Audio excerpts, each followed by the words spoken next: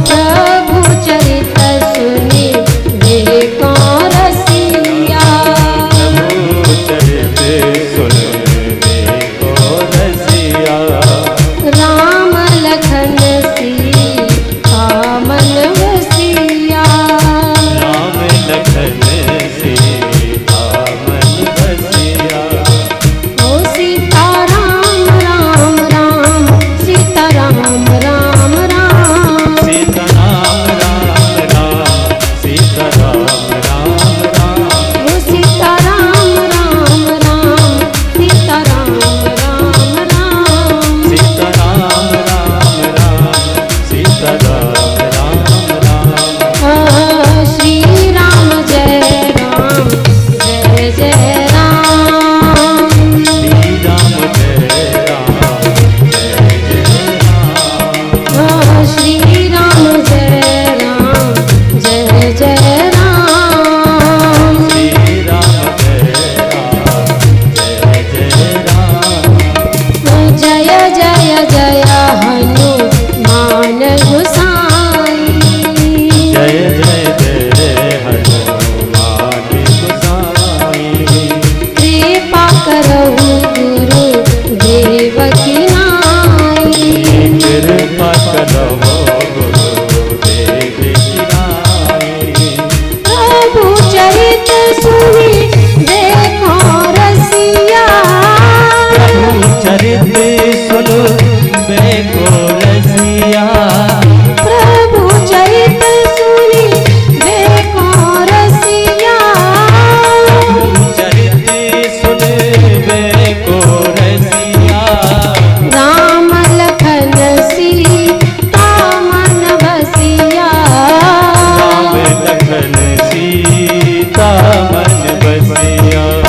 श्री राम जय राम जय जय राम। श्री राम जय राम जय जय राम। श्री राम जय राम जय जय राम। श्री राम जय राम जय जय राम। जय जय राम जय जय राम। जय जय राम जय जय राम। जय जय जय हनुमान गोसाई। कृपा करहु गुरु देव की नाई। बोलिए सिद्ध बाबा महाराज की, की जय। मौनी बाबा की, जय। भैरव बाबा की, जय। हनुमंत लाल की, जय। कालों के काल महाकाल की, की जय। पीताम्बरा मैया की, की जय। धूमावती मैया की, की जय। समस्त ग्राम देवी देवताओं की की जय। जय जय श्री राम। राधे मेरे सभी बूढ़े बड़े बाबाओं को जय श्री राम जय श्री राम।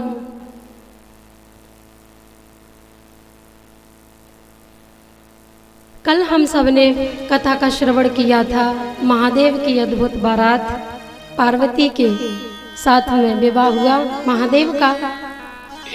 उसके बाद में कार्तिकेय का जन्म होता है, तारकासुर का वध होता है, फिर गणेश जी का प्रादुर्भाव होता है। उसके बाद में भोले बाबा माँ पार्वती को कथा सुनाने लगते हैं। पार्वती मैया ने प्रार्थना करी कि महादेव कथा जो सकल लोकहितकारी, सोई पूछन चह सैल कुमारी। ये नहीं, अच्छा अब सैल की पुत्री है इसलिए कहती हैं सोई पूछन चह सैल कुमारी। इसमें ये भाव है कि प्रभु पहले हम दक्ष कुमारी हते, अब हम सैल कुमारी हो गए हैं। जब दक्ष कुमारी थे तब कथा नहीं सुनी, अब सैल कुमारी हैं इसलिए हमें कथा सुना। ये मेरे बाबा जो बगल में साइड में बैठते सब सामने आके बैठा करो, और तुम्हारा जो भाव बनता है कथा में वो भाव मेरी तरफ आता है तो मेरे सामने बैठो। कथा जो सकल लोक हितकारी, सोई पूछन चह सैल कुमारी।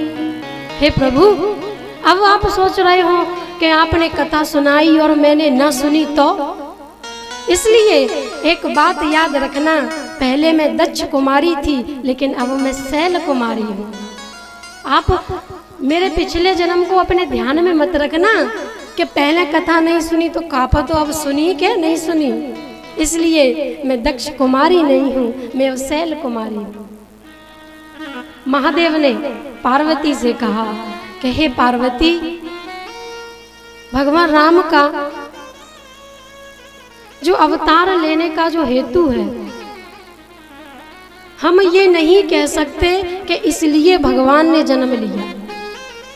हम ये नहीं कह सकते कि सिर्फ इस चीज के लिए ही भगवान ने जन्म लिया, अवतार लिया। हे पार्वती, राम जन्म के हेतु अनेका और परम विचित्र एकते का। हे पार्वती, हे गिरिजा, हे शैलजा, हे भवानी, भगवान के अवतार लेने के अनेक हेतु हैं और परम विचित्र एकते एका। लेकिन सारे हेतु मैं तुम्हें नहीं सुना पाऊंगा, इसलिए जन्म एक दुई कहूँ बखानी, ज्यादा नहीं, एक या दो मैं तुम्हें कह के बताऊंगा। महादेव ने कही कि ज्यादा नहीं, मैं एक या दो जन्म के हेतु बताऊंगा, लेकिन महादेव ने तो लाइन ही लगा दी, एक दो नहीं बताए, फिर अनेकों हेतु बताए हैं भगवान के अवतार लेने के। तो हे पार्वती, द्वारपाल हर के प्रिय दो और जय और विजय जान सबको। हे पार्वती, एक बार की बात है, श्री विष्णु भगवान के दो द्वारपाल थे जिनका नाम था जय और विजय। वो बैकुंठ में पहरेदारी पर थे। इतने में शनकादिक ऋषि आते हैं और शनकादिक ऋषियों को प्रवेश न देने के कारण उन ऋषियों ने जय और विजय को शाप दे दिया। और शाप दिया तो एक जन्म का नहीं दिया, दो जन्म का नहीं दिया, बोले कहा कि तुम्हें 3 जन्म तक राक्षस की योनि में रहना पड़ेगा, तुम्हारी राक्षसी प्रवृत्ति होगी। तो हे भवानी, वो जय और विजय हैं, वही प्रथम जन्म में हिरण्याकश्यपु और हिरण्याक्ष बने।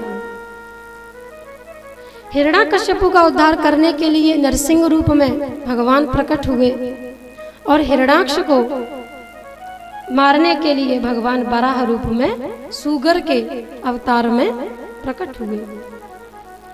एक तो जन्म का हेतु ये है।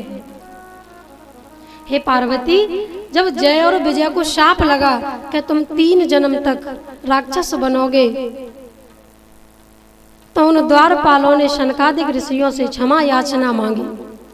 जब क्षमा याचना मांगने लगे तो इतने में श्री हरि आ गए और विष्णु भगवान ने जब सुना कि मेरे द्वारपालों को शाप लग गया है, तो विष्णु भगवान ने कहा कि देखो भैया, तुम हमारे शिष्य हो, तुम हमारे सेवक हो, तुम हमारे रक्षक हो, इसलिए जब तुम धरती पे जाओगे तो हम भी तुम्हारे उद्धार के लिए धरती पर जाएंगे। ये मत समझना कि तुम अकेले जा रहे हो। जहाँ सेवक जाता है वहाँ स्वामी तत्वतः विद्यमान रहता है। हमने अपने जीवन में जिसको भी गुरु माना है और श्रद्धा और पूर्ण विश्वास के साथ में गुरु माना है, जो इष्ट माना है, वो हमेशा हमारे साथ ही रहता है, चाहे वो हमें दिखाई दे या ना दे। तो विष्णु भगवान कह रहे हैं कि तुम यदि धरती पर जाओगे तो फिर हम यहाँ क्या करेंगे रह के? बिना सेवक के स्वामी का कोई महत्व तो नहीं है, बिना भक्त के भगवान का कोई महत्व तो नहीं है, इसलिए हम भी जाएंगे। जय और विजय बड़े प्रसन्न हुए, इसलिए उनके उद्धार के लिए भगवान ने अवतार लिया। हे पार्वती, जय और विजय पहले जन्म में तो हिरण्यकश्यप हिरण्याक्ष होते हैं और दूसरे जन्म में रावण और कुंभकर्ण होते हैं और यही फिर जलंधर बनते हैं। इनके लिए अलग अलग तरह से भगवान ने अवतार लिया इनका उद्धार करने के लिए। जब जब भक्तों पर कष्ट आता है तो भगवान हमेशा उनके साथ में खड़ा रहता है। एक बार एक भगवान का भक्त था और उसके जीवन में बहुत समृद्धि थी, बहुत धनवान था, हर तरह का सुख था उसके जीवन में। तो उसने भगवान से एक दिन पूछा कि प्रभु, क्या आप निरंतर मेरे साथ रहते हो? भगवान ने कहा कि भैया, तू मेरा सेवक है, तेरे जीवन में कोई कष्ट नहीं है और मैं निरंतर तेरे साथ रहता हूँ। भक्त ने कहा तो फिर प्रमाण दीजिए। भगवान ने कहा कि प्रमाण यही है कि जब जब तू नंगे पांव चले तो देखना कि तेरे 2 पैरों के निशान तो है ही, 2 पैरों के और निशान तुझे पीछे पीछे दिखाई पड़ेंगे। यानी तेरे 2 पैर हैं, लेकिन जब तू जमीन पे देखेगा तो तुझे 4 पैरों के चिन्ह दिखाई देंगे। इसका मतलब क्या है प्रभु? उसका मतलब ये है कि हमेशा निरंतर मैं तेरे साथ रहता हूँ, तेरी रक्षा करता हूँ। कुछ दिन बीते, कुछ ऐसा संयोग बना कि भक्त के जीवन में कष्ट आए, दुख आए, भक्त के जीवन में बड़ी परेशानी, दुख दर्द आए और वो पुकारने लगा भगवान को। और जब वो जमीन पे चल रहा था पुकारते पुकारते भगवान को, तो उसने देखा कि पहले 4 चरणों के चिन्ह थे, लेकिन अब 2 चरणों के ही चिन्ह दिखाई देते हैं। भक्त रोने लगा, जमीन पर गिर पड़ा और भगवान को पुकारने लगा। तो भगवान आए तो भगवान से उसने पूछा कि प्रभु, जब मेरे जीवन में सुख था तब तुम मेरे साथ चल रहे थे और अब दुख आया है तो मुझे छोड़ के भाग गए। पहले 4 चरणों के निशान थे, लेकिन अब 2 चरणों के ही निशान हैं। क्या तुम मुझे छोड़ के चले गए? तब भगवान ने कहा कि अरे बाबरे, पहले जो 4 चरण थे, जो 4 चिन्ह थे, वो तेरे और मेरे थे, लेकिन अब तुझे 2 चरणों के जो चिन्ह दिखाई दे रहे हैं वो तेरे नहीं हैं, वो सिर्फ मेरे हैं। तो भक्त बोला, तो फिर मेरे कहाँ गए? बोले, पागल, तू तो मेरी गोदी में है, तू तो मेरी गोद में है, मैं तुझे अपनी गोद में लेकर चल रहा हूँ। ये जो 2 चरणों के चिन्ह हैं वो तेरे नहीं हैं, वो मेरे हैं। तो द्वारपालों के जीवन में जब कष्ट आया तो स्वयं हरि भी उनके लिए इस धराधाम पर अवतरित होता है। अब महादेव पार्वती से कहते हैं कि एक बार जय और विजय की वजह से भगवान आए हैं। कल्प कल्प प्रति प्रभु अवतरहि, प्रत्येक कल्प में भगवान का अवतार होता है। एक बार कश्यप अदिति ने महातप किया था, जब वे कौशल्या और दशरथ बने थे तब भगवान राम प्रकट हुए थे और महादेव ने फिर कहा कि हे पार्वती, अब जो मैं तुम्हें जन्म का हेतु बता रहा हूँ उस हेतु को सुनकर आश्चर्य मत करना। नारद श्राप दीनी एक बारा, नारद श्राप दीनी एक बारा, नारद श्राप दीनी एक बारा, नारद श्राप दीनी एक बारा। हे पार्वती, एक बार प्रभु ने जब अवतार लिया तो नारद बाबा के शाप के कारण लिया, और जैसे ही नारद बाबा का नाम सुना तो क्या हुआ? गिरिजा चकित भई सुहानी, गिरिजा चकित भई सुहानी, नारद विष्णु भगत पुण्य ज्ञानी, नारद भगत पुण्य ज्ञानी। जैसे ही महादेव ने कहा कि नारद बाबा ने शाप दिया था, और वैसे ही गिरिजा एकदम आश्चर्य में पड़ गई। और पार्वती ने ये नहीं कहा कि मेरे गुरु ने क्या अपराध किया, वो कहती है का अपराध रमापति कीना, काय अपराध रमापति कीना। प्रभु ऐसा तो हो ही नहीं सकता कि मेरा गुरु नारद कोई अपराध कर दे, जरूर कुछ ना कुछ तुम्हारे हरि से ही अपराध हुआ होगा। पार्वती की गुरु में जो निष्ठा है, गुरु के प्रति जो श्रद्धा है, जो विश्वास है, वो परमात्मा से भी अधिक गुना है। मोते संत अधिक करे लेखा। बताओ हरि ने क्या अपराध किया? अब महादेव फिर नारद बाबा की कथा सुनाते हैं। हिमगिरि गुहा एक अति पावनी, हिमगिरि गुहा एक अति पावनी, बह समीप सुर सरी सुहावनी, बह समीप सुर सरी सुहावनी। हे पार्वती, नारद बाबा एक बार हिमालय गए और गंगा के किनारे उन्होंने एक गुफा देखी, और उनका मन हुआ कि क्यों ना मैं साधना करूं, थोड़ी भक्ति करूं। सुमिरत हरि श्राप गति बांधी, सुमिरत हरि श्राप गति बांधी, सहज विमल मन लागी समाधि, सहज विमल लगी समाधि। हिमगिरि गुहा एक अति पावनी, बह समीप सुर सरी सुहावनी, बह समीप सुर सरी सुहावनी। तुलसी बाबा यहाँ पर एक बहुत सुंदर भाव बताते हैं कि सुमिरत हरि श्राप गति बांधी। तीन तरह के कर्म होते हैं, संचित, क्रियमाण और प्रारब्ध। संचित और क्रियमाणों का तो शोधन है, लेकिन संचित और क्रियमाण का तो शोधन है, उनका इलाज है, लेकिन प्रारब्ध का कोई इलाज नहीं है। प्रारब्ध तो भुगतना ही पड़ता है। नारद बाबा का प्रारब्ध क्या था? नारद बाबा का प्रारब्ध था कि दक्ष प्रजापति ने उनको शाप दिया था कि तुम ज्यादा देर कहीं ठहर नहीं पाओगे। लेकिन आज क्या होता है?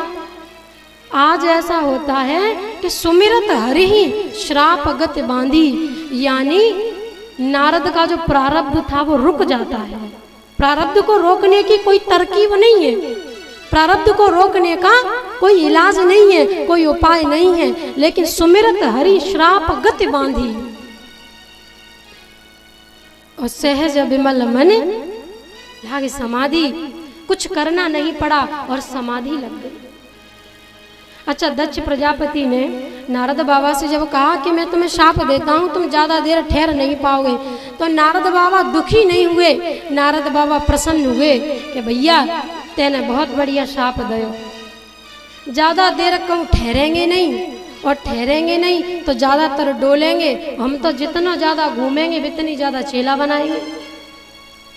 ये शाप नहीं है, ये वरदान है। तो हरि का स्मरण करते हैं और नारद बाबा की जो शाप की गति थी वो अवरुद्ध हो जाती है, रुक जाती है। नारद बाबा ने साधना करी है, और जब जब किसी ने साधना करी है तो सबसे पहले खलबली कहाँ मचती है? देवताओं में मचती है खलबली। ऐसे ही भैयाओ, इस धरती पर जब कोई व्यक्ति आगे बढ़ता है अध्यात्म के मार्ग में, सामाजिक मार्ग में या किसी भी मार्ग में, तो जो लोग होते हैं समाज के, जो विरोधी तत्व होते हैं, उन्हें सबसे पहले दुख होता है, क्योंकि वो भी तो समाज के देवता हैं। अब तपस्या नारद बाबा कर रहे हैं, समय नारद बाबा का लगा है, शरीर नारद बाबा का उपयोग आ रहा है, लेकिन कष्ट किसको हो रहा है? देवताओं को हो रहा है। इंद्र को कष्ट होता है कि कहूँ ऐसा ना हो कि नारद बाबा हमारी गद्दी मांग ले। ऐसे ही जब हम धर्म के कार्य करते हैं या किसी सदमार्ग पे चलते हैं तो लोग सोचते हैं कि वो ऐसा नहीं हो कि हमारी गद्दी चली जाए। हमें जो उपमा मिली है, हमें जो उपाधि मिली है, हमारी उपाधि कहीं दूसरा ना छीन ले। तो इंद्र ने अपने गणों को भेजा, अप्सराओं को भेजा, लेकिन बड़ रखवार रमापति जासु सीमा की चापे सकहि कोहु तासु। बड़ रखवार रमापति जासु सीम की चाप सके को तासु। जिसका रखवाला परमात्मा है उसका कोई कुछ नहीं बिगाड़ सकता। नारद बाबा के तपस्या भंग करने आए हैं, अप्सराएं आई हैं, सुरा मदिरा लेकर आई, और जैसे आई थी वैसे ही चली गई। नारद बाबा का बाल विवाह का नहीं कर पाई। और जैसे ही नारद जी को पता चला कि मैंने काम को जीत लिया, मैंने क्रोध को जीत लिया, मैंने सबको जीत लिया, तो नारद बाबा के हृदय में हल्का सा अभिमान पैदा हो गया। अपने सौभाग्य का अभिमान, अपनी भक्ति का अभिमान, अपने ज्ञान का अभिमान बहुत घातक होता है भैया। नारद बाबा को अभिमान आ गया और नारद बाबा ने गुड़ा भाग लगाए और सोचने लग गए कि अब मुझे कहाँ जाना चाहिए। मैंने काम को जीता है, कहो ऐसे आदमी के पास चलो जाने काम को जीता हो। तो ऐसा व्यक्ति कौन है? बोले महादेव। महादेव ने भी काम को भस्म किया था और हमने भी काम को जीत लिया, इसलिए सीधे कहाँ पहुंचे? कैलाश पर्वत पे महादेव के यहाँ। महादेव के यहाँ गए। नारद बाबा का जाने का भाव ये था कि तुम अपने आप को बड़ा मत समझना, तुमने काम को भस्म किया है, कोई बड़ी बात नहीं है। अब हम भी तुम्हारे समान हो गए क्योंकि हमने भी काम को जीत लिया है। महादेव ने नारद को दूर से आते देखा और मन ही मन प्रणाम किया कि ओहो आज तो नारद जी आ रहे हैं, जरूर राम कथा सुनने को मिलेगी। भगवान का भक्त आ रहा है तो राम कथा सुनने को मिलेगी। लेकिन हुआ उल्टा, राम कथा नहीं, नारद बाबा ने तो काम कथा शुरू कर दी। महादेव ने पूछा कि आप तो अंतर्यामी हो, त्रिकालदर्शी हो, पूरे ब्रह्मांड में भ्रमण करते हो, बताओ क्या हाल चाल है, कैसी साधना हुई, कैसी साधना चल रही है। नारद बाबा ने कहा बताएं, हम तो हिमालय गए थे, समाधि लग गई, अप्सरा आई, सब देवता आए, काम आया, क्रोध आया, लोभ मोह सब आया और हमने सबको परास्त कर दिया। महादेव समझ गए कि नारद के हृदय में अभिमान का अंकुर फूट पड़ा है। महादेव ने समझाया कि देखो भैया, जो कथा तुमने हमें सुनाई है वो हरि को मत सुनाना। नारद बाबा ने मन में सोचा कि क्यों ना सुनाए हम अपनी कथा, इतना बड़ा काम करो है और तुम तो ये चाहते हो कि बस तुम्हें लोग जाने, हमें तो जाने ही नहीं। तुम तो ये चाहते हो कि बस पूरी दुनिया में हमारी जय जयकार होए कि महादेव ने काम को परास्त किया, महादेव ने काम को भस्म किया। और जो काम तुमने करो वो काम हमने करो, कम से कम हमारी तो थोड़ी वाहवाही होनी चाहिए। नारद बाबा का मन नहीं माना। महादेव के मना करने के बाद भी सीधे कहाँ पहुँचे? वैकुंठ। वैकुंठ पहुँचते हैं और विष्णु भगवान ने आसन दिया और विष्णु भगवान ने जैसे ही पूछा कि सुनाओ क्या हाल चाल है, तो पूरी अपनी कथा सुना दी।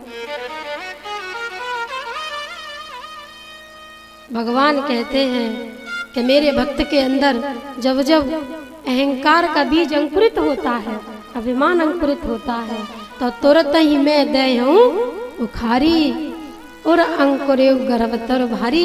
इसलिए अब मुझे कोई ना कोई लीला करनी पड़ेगी। अपने भक्तों को बचाने के लिए ये प्रकृति, ये अस्तित्व न जाने क्या क्या करता है।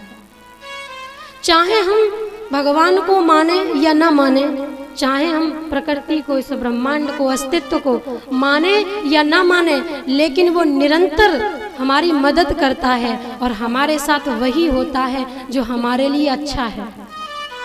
जिस समय हमारे साथ जो हो रहा होता है हमें समझ में नहीं आता, हम कहते हैं कि गलत हुआ, लेकिन कुछ समय के बाद हमारी समझ आ जाती है कि 5 साल पहले जो हमारे साथ घटना हुई थी, अच्छा वो इसलिए हुई थी, इस काम के लिए हुई थी। विष्णु भगवान ने अपनी माया से एक सुंदर नगर की रचना करी। शीलनिधि राजा है, उसकी विश्व मोहिनी सुंदर कन्या है, और नारायण श्री नारायण नारायण नारायण करते करते नारद बाबा जब जा रहे थे तो नारद जी की नजर पड़ी कि इतना सुंदर महल, इतना सुंदर राज्य, क्यों ना यहाँ पर थोड़ी देर रुका जाए। नारद जी महाराज उतरे, शीलनिधि राजा ने स्वागत सम्मान किया और अपनी बेटी को बुलाया और उसका हाथ दिखाया। अब देखो, नारद बाबा को हिमाचल ने अपनी पुत्री पार्वती का हाथ दिखाया था, और आज शीलनिधि राजा अपनी कन्या का हाथ नारद बाबा को दिखाता है। लेकिन छोटा सा अंतर है। वो अंतर क्या है? हिमाचल तो कहते हैं कि कहु सुता के दोष गुण मुनिवर हृदय विचार। कहु सुता के दोष और गुण, और शीलनिधि कहता है पहले मेरी कन्या के गुण बताइए, उसके बाद में दोष बताइए। नारद बाबा समझे नहीं कि जो आदमी पहले गुण दिखवा रहा है बाद में दोषों की पूछ रहा है, ये आदमी गड़बड़ है। हिमाचल ने पहले कहा दोष बताओ, उसके बाद गुण बताओ, लेकिन शीलनिधि कहता है पहले हमारी लाली के गुण बताओ ताकि बाद में दोष बताओ। विश्व मोहिनी कौन है? विश्व मोहिनी है भगवान की माया। शीलनिधि राजा कह रहा है नारद बाबा से कि ये भगवान की माया है, इसके पहले गुण बताओ, उसके बाद में इसके दोष बताओ। लेकिन नारद बाबा ने तो जैसे ही विश्व मोहिनी को देखा तो मोहित हो जाते हैं। लिखा कुछ और था और समझ कुछ और गए, मन में कुछ और धारण करके बैठ गए। कहते हैं शीलनिधि राजा तेरी कन्या का जो वरण करेगा वो अजर और अमर हो जाएगा। भाव क्या था कि तेरी बेटी का जिससे विवाह होगा वो अजर अमर होगा। लेकिन नारद जी कहते हैं कि तेरी बेटी से जो विवाह करेगा वो अजर और अमर हो जाएगा। तो नारद बाबा सोचने लगे तो क्यों ना हम ही अपना नंबर लगा के देख लें। जप तप कछु न होए एहि काल, हे विधि कवन मिल एहि वाला।